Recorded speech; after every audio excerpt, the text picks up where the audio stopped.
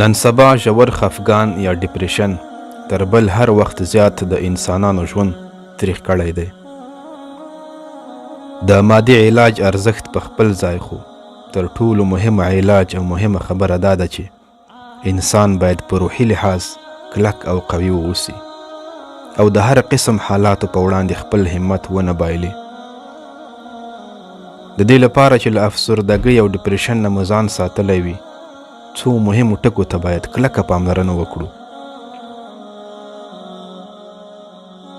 د الله تعالی پر قضا او قدر باندې همیش راضي اوسه، ځکه په خپل تقدیر ناراضه کېدل له خفګان پرته بل هیڅ ګټه نه لري.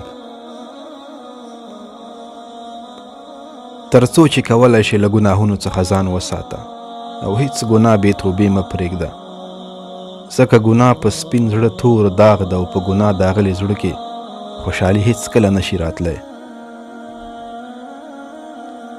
هیڅ چا سره په زړه کې کینه مه ساته، هیڅ چا سره، ځکه کینه د زړه د ضعف او توروالي سبب ګرځي او تکرار یې انسان په ژور خفګان اخته کوي.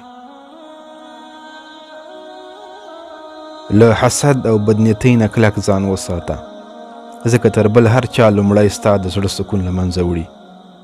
خپل مسلمان ورور او خور ته همیش د خیر او برکت دعا کوه، ملایکې به عین دعا ستا په حق کې کوي. په هر ځای کې چې هر چیرته چې د الله تعالی له یاد او ذکر څخه ځان مه غافله کوه، ځکه د الله تعالی یاد زړونه ژوندي ساتي او کله دې چې د زړه له اخلاص نه استغفار وویل، نو الله تعالی به دې زړه سپک کړي. په خپل تیر وخت کې هیڅکله ژوند مه کوه. تیر وخت که هر څنګه اوس تیر شوی دی، کوشش وکړه چې په حال کې ژوند وکړې او خپل راتلونکی الله رب العزت ته وسپارې. په ټولنه کې له هر چا سره نیک چلند کوه، صله رحمي ساته، د ښو خلکو سره ناسته ولاړه کوه او له بدو خلکو نه ځان لرې ساته، ځکه له بدو خلکو نه لرېوالی د انسان د زړه د خوشحالۍ سبب ګرځېږي او هیڅکله په خفګان نه اخته کېږي.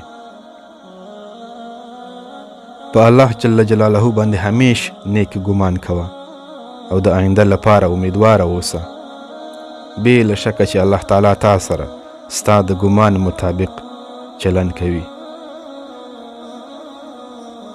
د خپل وس او توان مطابق د الله جل جلاله د بندگانو مرسته کوه. الله تعالی به د دنیا و آخرت له ټولو مشکلات او مصیبتونو نه په امان کې وساتي. دعا کول هیڅکله هم هیره نه کړي او مه هم دعا ته په کمه سترګه ګوره. الله تعالی فقط غواړي ستا د بنده اواز او غوښتنه واوري او حتما د غوښتنو ته لبیک وایي. او د دعا تر ټولو وړه ګټه دا ده چې د انسان زړه پرې سکون حاصلوي. السلام علیکم ورحمة الله وبرکاته.